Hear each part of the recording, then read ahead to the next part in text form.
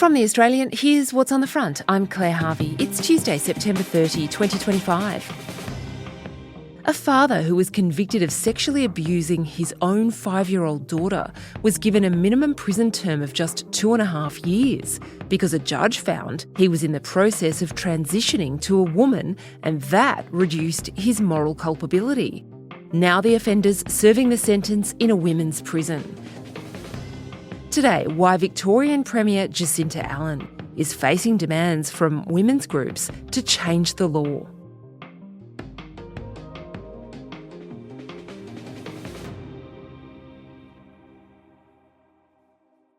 Stephen Rice is The Australian's New South Wales editor, and he's reporting today on the case of someone who's been given the pseudonym by the courts, Hillary Maloney. Ricey, what has Hillary Maloney been found to have done by the courts in Victoria? Well, this is a really horrific case, Claire. This man, who is known now in the courts as Hillary Maloney, he was a father who sexually abused his own 5-year-old daughter under really awful circumstances. I mean, the details of this case we can't print because, what happened to this little girl is just too horrific.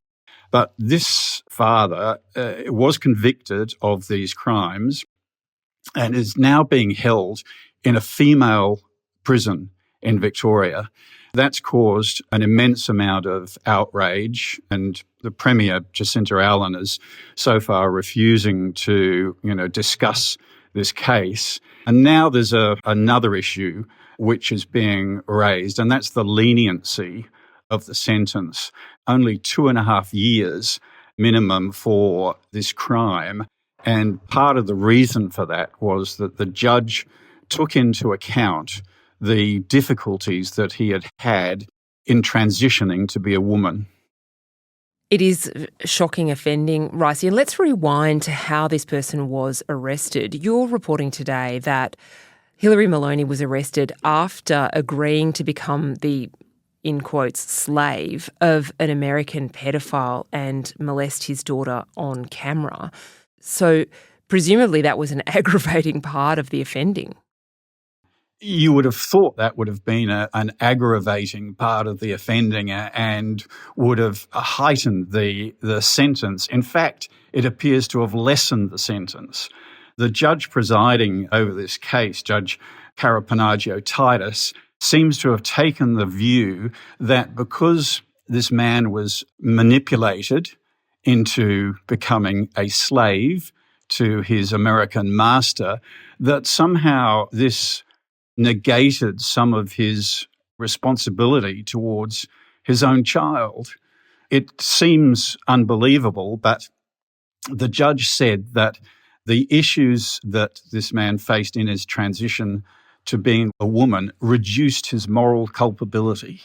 What do you know about what stage Hillary Maloney was at the time of the actual offending, Ricey? Had Hillary Maloney transitioned by that stage?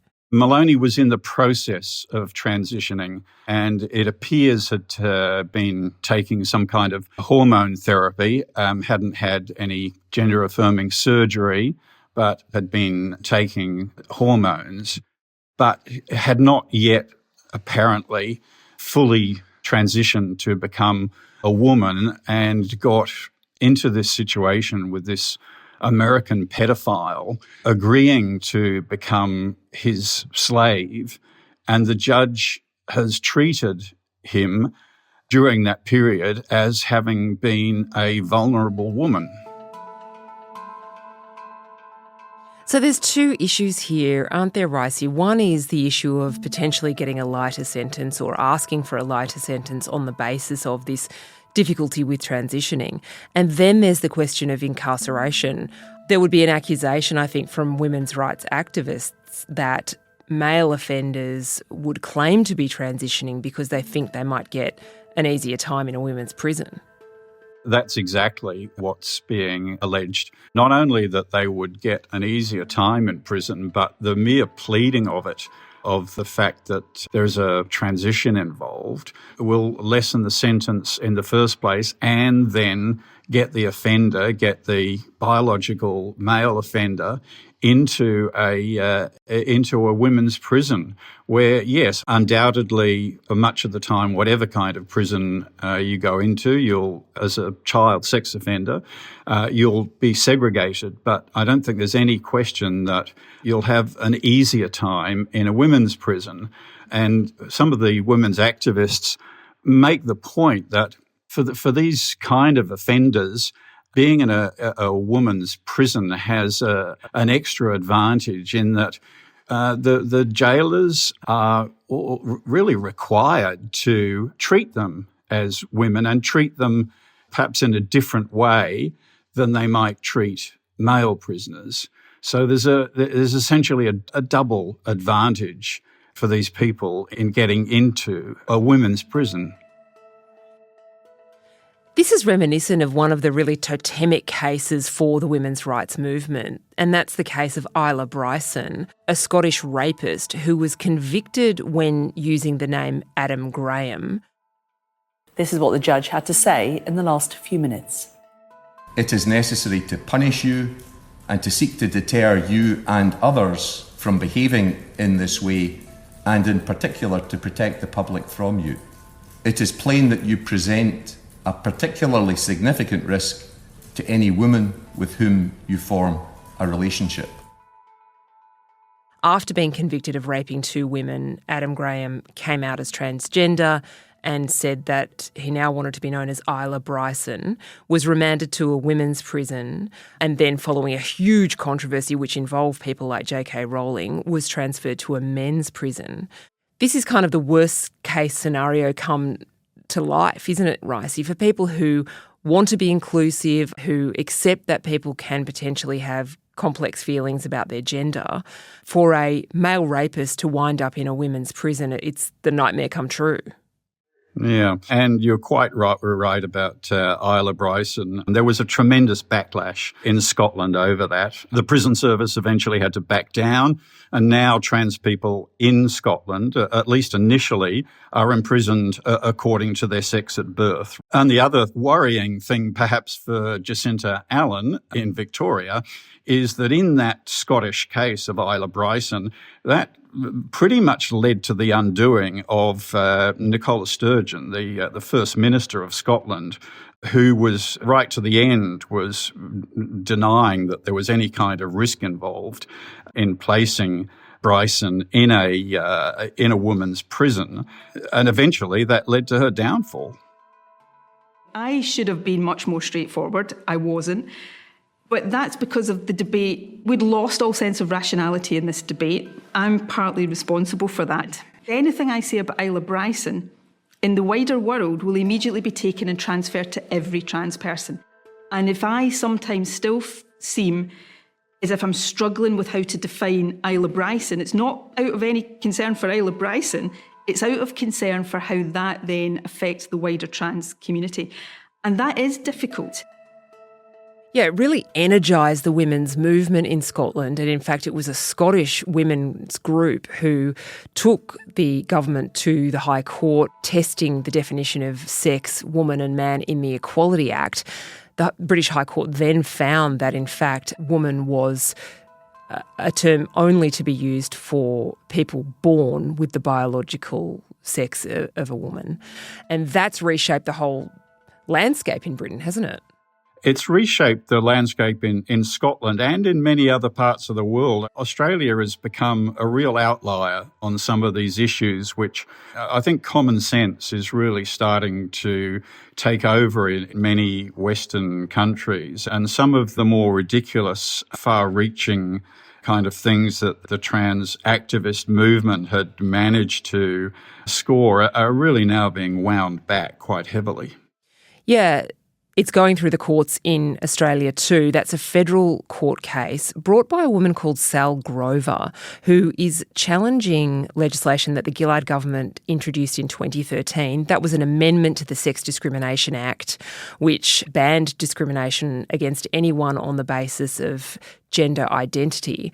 I think back then it was kind of a well-meaning attempt to ensure that trans people were included, Ricey, but it's ended up having the consequence that people like Sal Grover, who try to create women-only spaces, can be found to be in breach of the law because they're discriminating against people who are transgender. Sal Grover's had something to say about this case in Victoria. What's her view?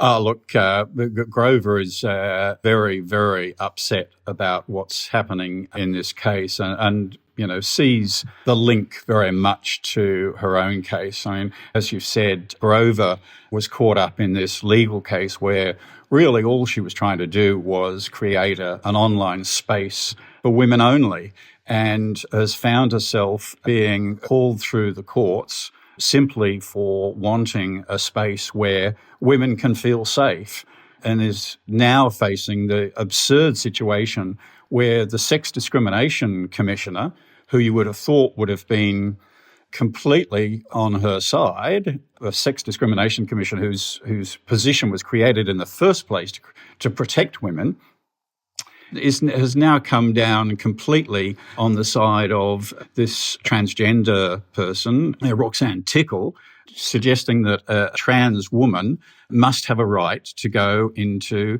a woman-only space. And even more ridiculous, the Sex Discrimination Commissioner is fighting the right of lesbians to have their own spaces on the basis that transgender women, in other words, biological men, must be allowed into lesbian spaces. The whole thing has become completely absurd.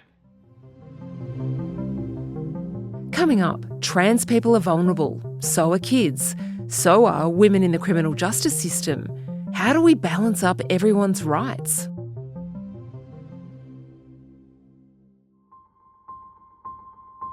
One of the features of this debate, Ricey, is that there are activists on both sides, and on both sides there are genuine people who are just going through their own personal struggles. There are trans people who just want to be accepted, and there are trans activists who are extremely vocal and are using every loophole they can.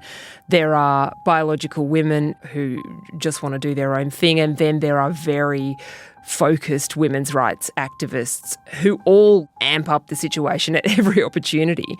In this situation in Victoria, Hillary Maloney, what's your sense here of where that line falls? Is this about someone just going through a very personal struggle, or is this about activism? I don't get the impression that this sex offender is any kind of activist. What I get the impression is that it's a situation where a judge has just bent over backwards, just tried too hard to accommodate a sex offender who really should be held responsible for their own actions, completely regardless of whether they identify as a man or a woman. This person, Maloney, was a father at the time that he committed this offence against his own 5-year-old daughter. And I think that's what we've got to remember.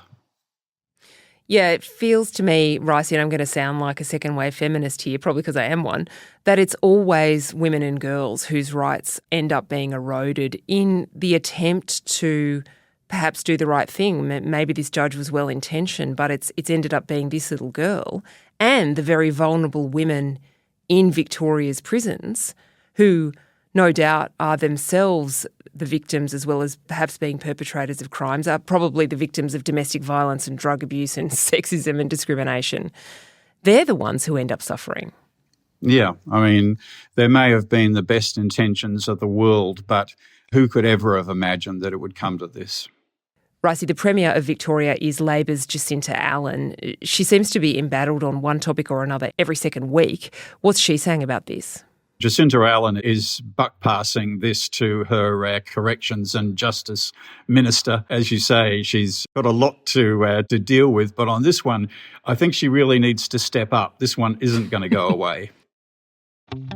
Stephen Rice is The Australian's New South Wales editor. You can check out his reporting, plus our ongoing coverage of this huge and complex issue right now at theaustralian.com.au.